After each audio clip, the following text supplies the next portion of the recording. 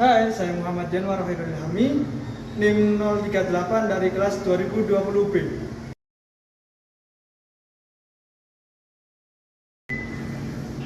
Hai, saya Muhammad Wisma, NIM 047 dari kelompok 3, kelas 2020B.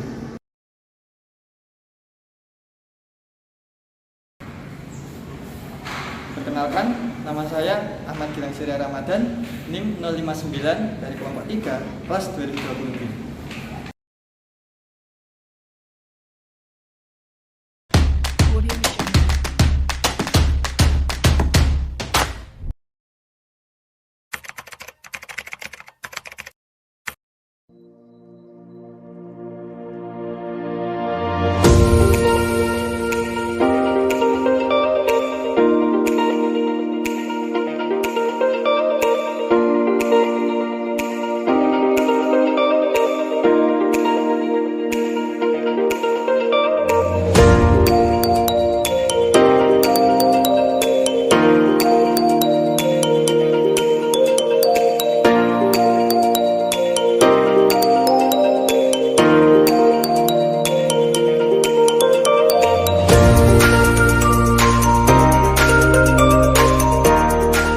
Mau beli tiket 5 orang.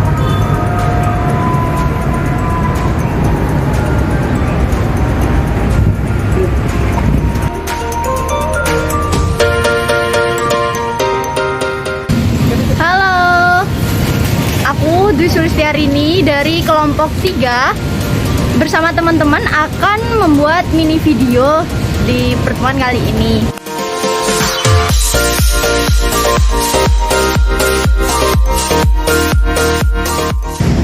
Let's go.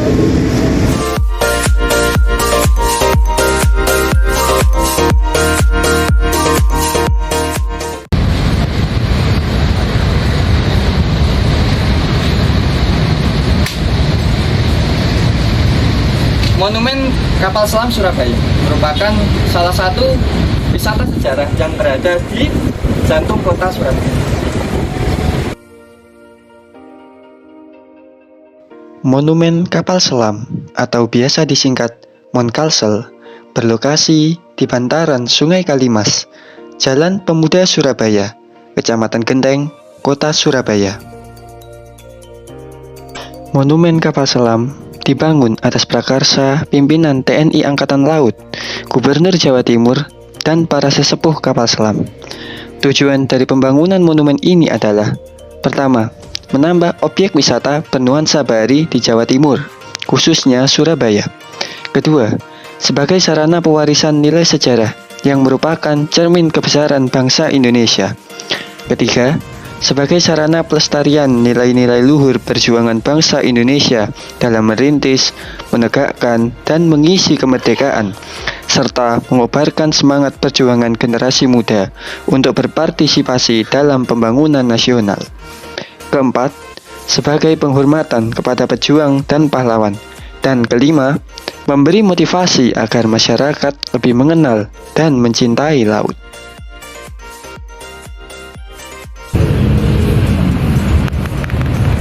Nah teman-teman, untuk menuju lokasi Monumen Kapal Selam bisa ditempuh menggunakan kendaraan pribadi dan kendaraan umum. Hai teman-teman, kali ini saya akan membahas mengenai rute mana saja yang dapat digunakan untuk menuju Monumen Kapal Selam. Untuk akses, Anda dapat memakai kendaraan pribadi atau angkutan umum. Akan tetapi perlu dicatat bahwa akan lebih cepat apabila menaiki kendaraan pribadi.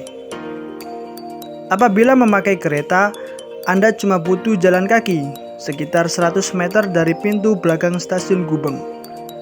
Apabila memakai bus dari Terminal Bungurasi, Anda dapat naik bus kota jurusan Gubeng THR. Ada dua rute yang bisa dilalui untuk mencapai Monumen Kapal Selam, antara lain Balai Kota Surabaya dan Stasiun Gubeng. Keduanya bisa dipilih tergantung dari mana memulai perjalanannya. Jika dari Balai Kota Surabaya, rute ini terbilang dekat karena keduanya berada di pusat kota Surabaya. Rute berawal dari Jalan Sedap Malam, kemudian belok ke Jalan Wali Kota Mustajab hingga Jalan Gubeng Pojok. Setelah itu, belok ke kanan memasuki Jalan Pemuda. Apabila sudah melewati jembatan, langsung belok ke kanan lagi karena monumen kapal selam berada di sisi kanan jalan.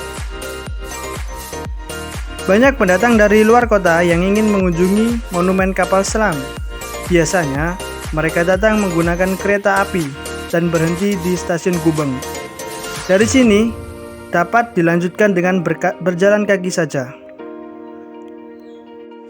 Kemudian beberapa pemberhentian bis dekat monumen kapal selam di Embong Kaliasin.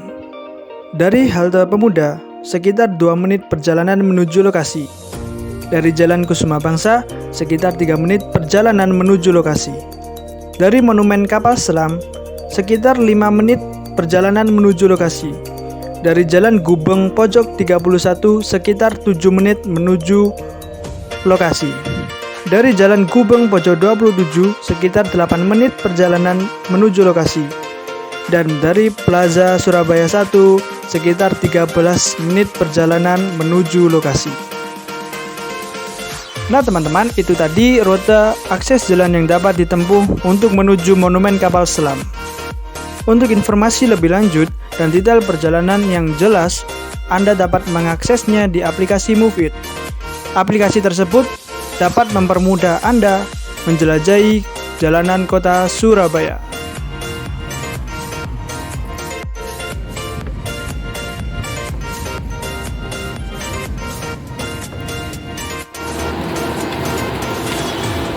Dibawa lagi ya suara filmnya nanti jam 12. Ini berdua sama teman saya. Lokasinya di gedung belakang ya.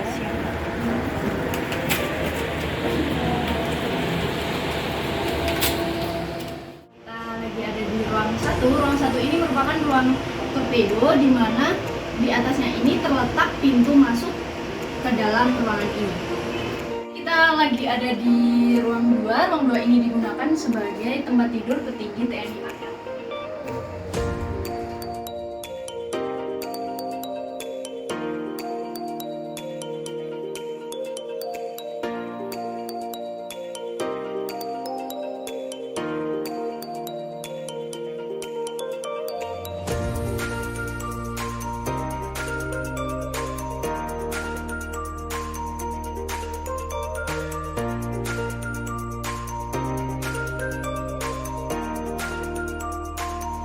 Ya, kita lagi ada di ruang 3. Ruang ini digunakan sebagai pusat informasi tempur.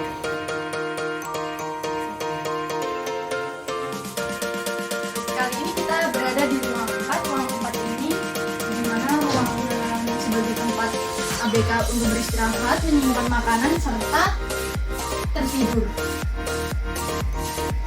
Kita lihat.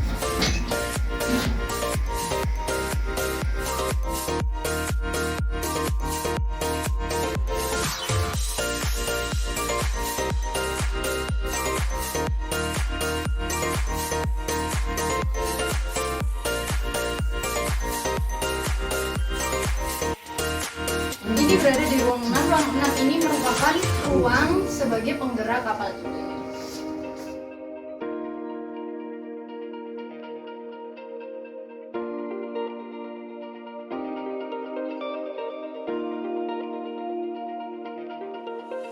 Tidak terasa ya teman-teman, kita sudah berada di ruangan 7, di mana ruangan 7 ini merupakan ruangan terakhir di kapal selam ini. Ruangan 7 ini merupakan ruangan torpedo buritan.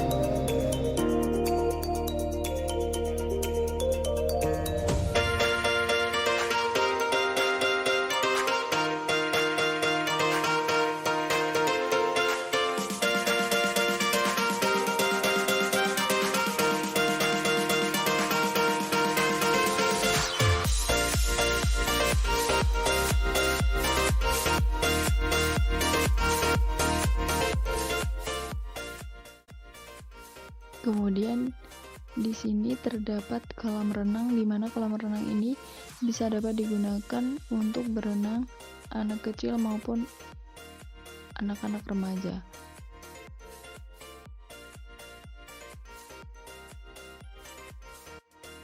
ini merupakan tempat di mana kita bisa melihat video dokumenter yang dilakukan oleh TNI AL pada masa perjuangannya.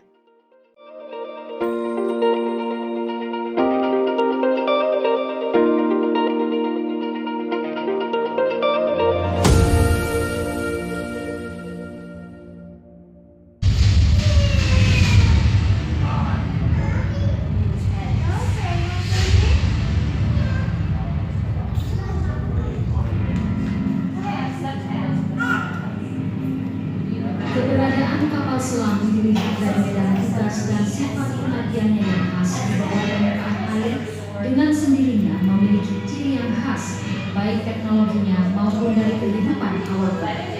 Sebagai salah satu unsur kekuatan TNI Angkatan Laut, kapal selam diorganisasikan dalam Satuan Kapal Selam Armada Republik Indonesia Kawasan Timur yang berpangkalan di Surabaya. Moto Wira Ananda Wira yang berarti tabah sampai akhir menunjukkan bahwa penugasan di kapal selam senantiasa mengutamakan sifat profesionalisme, kebenaran, dan kesetiaan terhadap tugas. Diawaki oleh prajurit-prajurit TNI Angkatan Laut yang tangguh, kapal selam merupakan salah satu unsur sistem senjata armada terpadu yang disingkat SSAT.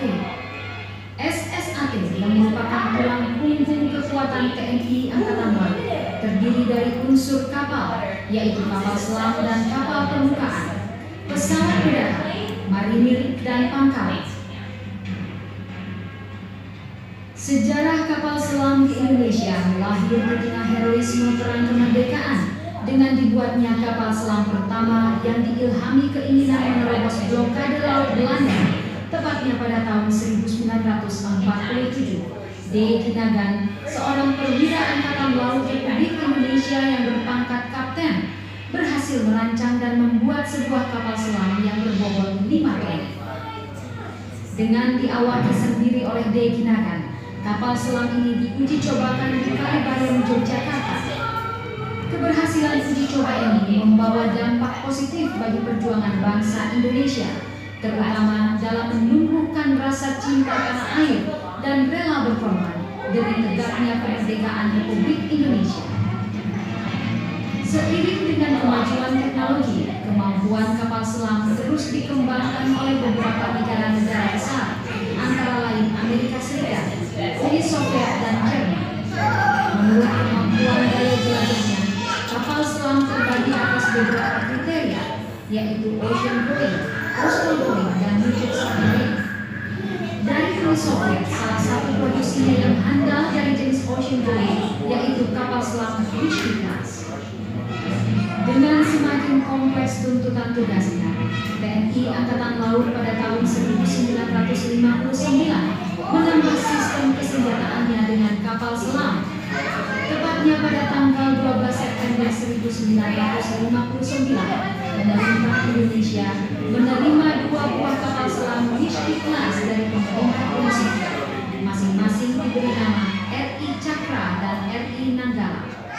Hingga saat ini, tanggal 12 September diperingati sebagai hari lahirnya Korps New Kencana, yaitu Korps Pengawal Kapal Selam. Kemudian pada bulan Januari sampai Desember 1962, berturut-turut 10 buah kapal selam tiba di Surabaya, yaitu RI Nagabanda, RI Chandrasa, RI Trisula, RI Nagaramsa, RI Wijayadanu, RI Hendrajala, RI Brahmasta, RI Pasupati, RI Cundamani, dan RI Alugoro.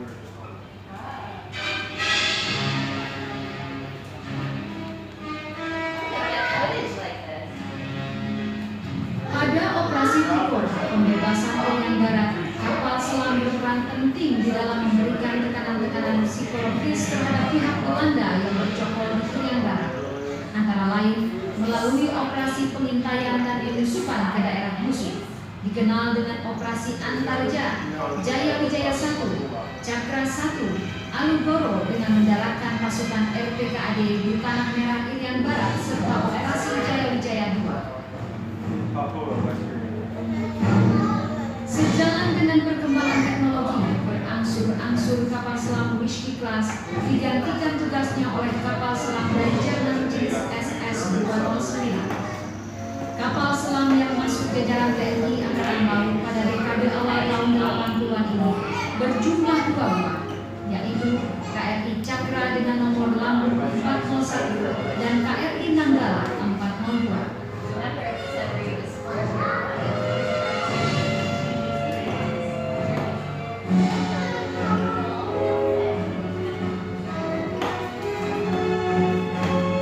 Sedangkan KRI Pasopati bernomor lambung 410 mengakhiri masa dinasnya di TNI Angkatan Laut yang ditandai dengan penurunan ular-ular perang.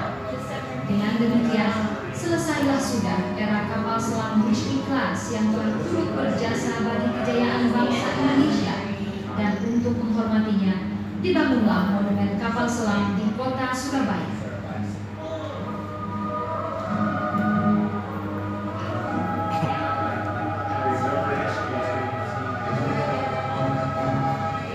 Keberadaan monumen kapal selam bukan hanya sekedar pelestarian bangunan kapal selam, tetapi lebih dari itu merupakan ungkapan rasa hormat atas jasa-jasa para pahlawan laut yang gugur dan tenggelam sebagai pahlawan-pahlawan tanpa batu nisan.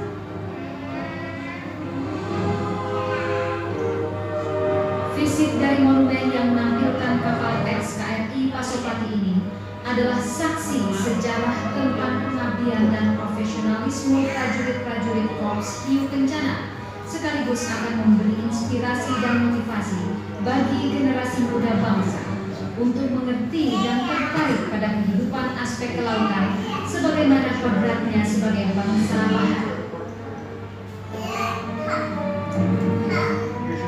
Selain itu, monumen kapal selam menjadi saksi, bukti dan bukti akan kejayaan bahari kita sebagai persembahan bagi prajurit-prajurit matra laut dan juga bagi segenap rakyat Indonesia. Dengan adanya monumen kapal selam, semakin lengkaplah kota Surabaya sebagai kota pahlawan, kota bahari, di mana TNI Angkatan Laut dibesarkan di sini. Di jantung kota Surabaya, di tepi Kalimas yang asri, KRI Pasopati tegak dengan megahnya, memantapkan motor prajurit kapal selam, tabah sampai akhir.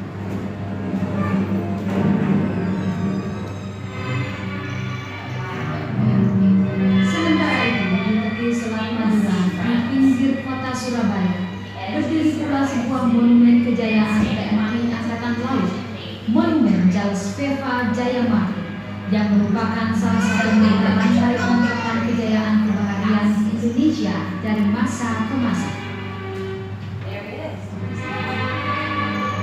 Sejalan dengan bergulirnya waktu, sejak diikrarkan Sumpah Palapa oleh Gajah Mada pada zaman Majapahit, cita-cita menyatukan wilayah Nusantara akhirnya terwujud dengan berdirinya Negara Kesatuan Republik Indonesia pada tanggal 17 Agustus 1945 sebagai negara maritim terbesar di dunia.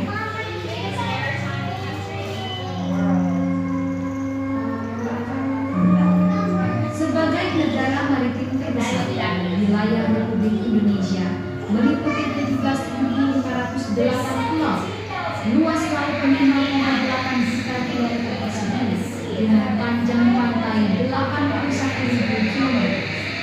Maka sewajarnya jika Indonesia memiliki angkatan laut yang dapat diandalkan dan dibanggakan.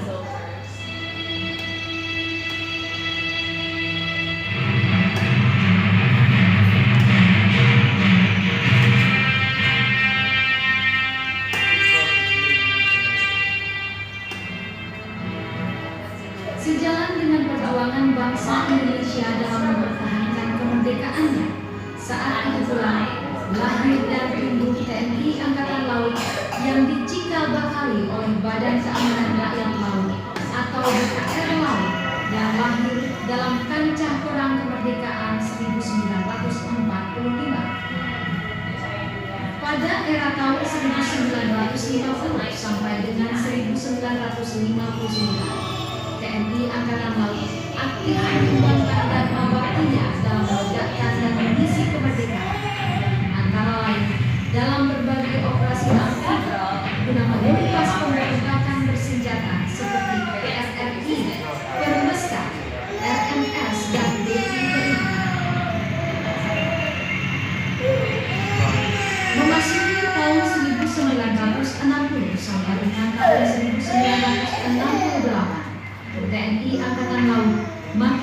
terbang dengan didirikannya sejumlah kapal perang jenis destroyer, frigat, peluncur roket, dan kapal selam. Bersama-sama dengan kekuatan ABRI lainnya, TNI Angkatan Laut melaksanakan berbagai operasi militer, termasuk operasi penugasan Irian Barat dan penumpasan G-30S PKI. Sejak tahun 1979 hingga sekarang, TNI Angkatan Laut mengalami kemajuan besar dengan dimilikinya peralatan berteknologi mutakhir yang diorientasikan pada terwujudnya postur TNI Angkatan Laut yang profesional, efektif, efisien, dan modern dengan sasaran kemampuan bidang intelijen, pertahanan, keamanan, sosial politik ABRI, teritorial, dan kemampuan hubungan.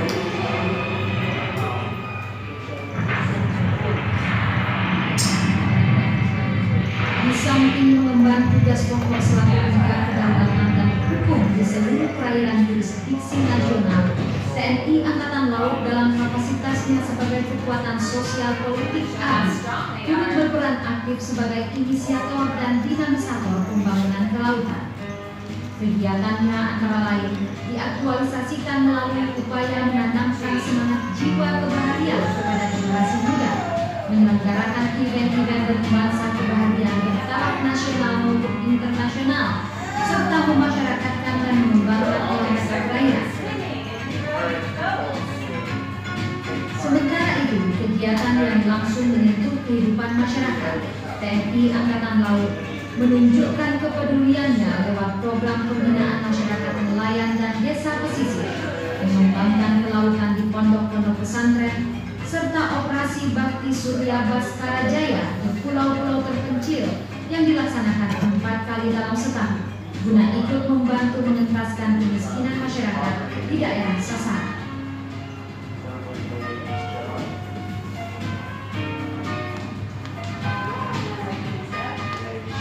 Di samping mengemban fungsi menurut kami sarana dan prasarana di wisata Monumen Kapal Selam ini sangat lengkap, mulai dari musola, kamar mandi, food court, parkiran, sampai ada juga taman bermain untuk anak-anak. Sarana dan prasarana bertujuan untuk menciptakan kenyamanan dan kepuasan wisatawan pada suatu objek wisata. Kelengkapan sarana dan prasarana menjadi salah satu kunci daya tarik wisatawan untuk mengunjungi suatu objek wisata. Objek wisata Museum Kapal Selam Surabaya memiliki sarana dan prasarana yang cukup lengkap yang dapat digunakan dan dinikmati wisatawan yang berkunjung ke sana. Sarana dan prasarana tersebut antara lain food court, taman bermain anak-anak, musola, kafe,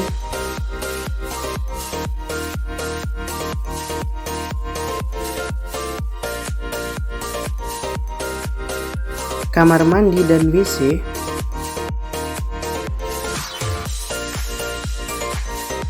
parkiran sepeda motor dan mobil,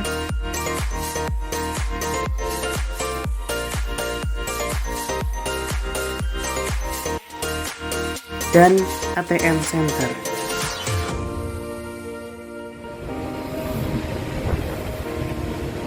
Untuk wisatawan di Monumen Kapal Selam cukup beragam, mulai dari wisatawan domestik sampai wisatawan mancanegara pun ada yang mengunjungi Monumen Kapal Selam.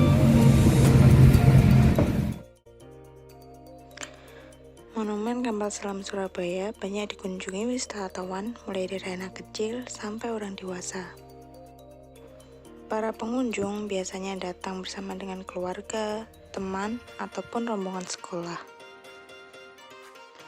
Kebanyakan dari pengunjung datang pada malam hari, terlebih lagi pada malam minggu. Mereka berkunjung pada malam hari karena pada malam hari terdapat perahu motor yang dapat membawa pengunjung menyusuri Sungai Kalimas.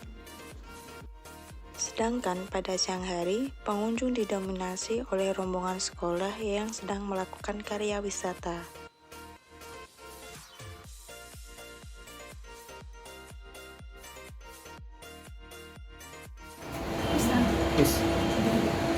sebelumnya perkenalan dulu Mbak, siapa namanya Mbak? Afi. Mbak Afi. Untuk yang pertama saya akan tanya Mbak, siapa pengelola di sini Mbak? Untuk pengelolanya ini dari Angkatan Laut Negeri. Oke. Dikelolanya itu kapan Mbak? Dikelola. Jadi kapal selam ini dibawa ke tengah kota Surabaya tahun 1996. Baru tahun 1998 dibuka untuk umum.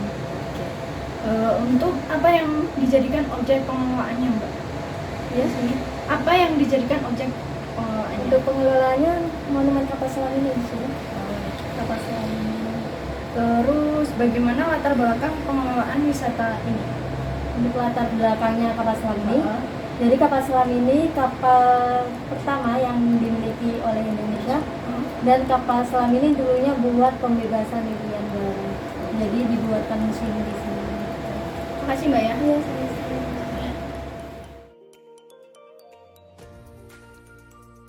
Pengembangan Moncastle. Dalam pembangunan Moncastle ditandai dengan peletakan batu pertama pada tanggal 1 Juli 1995 oleh Gubernur Jatim, yaitu Bapak Basuki Sudirman. Pengembangan monumen kapal selam ini terus dilakukan karena untuk yang pertama yaitu bertujuan menambah objek wisata bernuansa bahari, yang kedua sebagai sarana pariwisata nilai sejarah, yang ketiga sebagai sarana pelestarian nilai-nilai luhur perjuangan bangsa Indonesia, dan yang terakhir yaitu sebagai penghormatan kepada pejuang dan pahlawan. Kemudian selanjutnya ada analisis SWOT. Yang pertama yaitu ada kekuatan atau strength. Berikut merupakan kekuatan dari monumen kapal selam. 1. Wisata pendidikan dan sejarah. 2. Kualitas pelayanan. 3. Mempunyai aksesibilitas dan fasibilitas. Dan yang keempat, tersedia sarana dan prasarana. Kemudian yang kedua yaitu ada kelemahan atau weakness. Monumen kapal selam mempunyai kelemahan sebagai berikut. Yang pertama yaitu kurangnya tenaga ahli. Yang kedua ada kurang gencarnya kegiatan promosi. Yang ketiga ada program pendidikan dan penelitian SDM. Selanjutnya yang ketiga ada peluang atau opportunities. Monumen kapal selam memiliki peluang sebagai berikut. Yang pertama, motivasi pengunjung yang tinggi. Yang kedua ada pertumbuhan ekonomi dan daya beli masyarakat. Yang ketiga ada kemajuan teknologi. Untuk yang terakhir yaitu ancaman atau threats. Monumen kapal selam ini memiliki ancaman sebagai berikut. Yang pertama, keberadaan objek lain yang sejenis merupakan pesaing dari monumen kapal selam. Yang kedua, kerjasama dengan pihak swasta belum memberikan kontribusi yang berpengaruh terhadap monumen kapal selam. Yang ketiga, pembinaan dan peran serta masyarakat belum optimal. Akhir dari trip kita menelusuri monumen kapal selam Surabaya. Sampai jumpa di trip berikutnya. Dadah!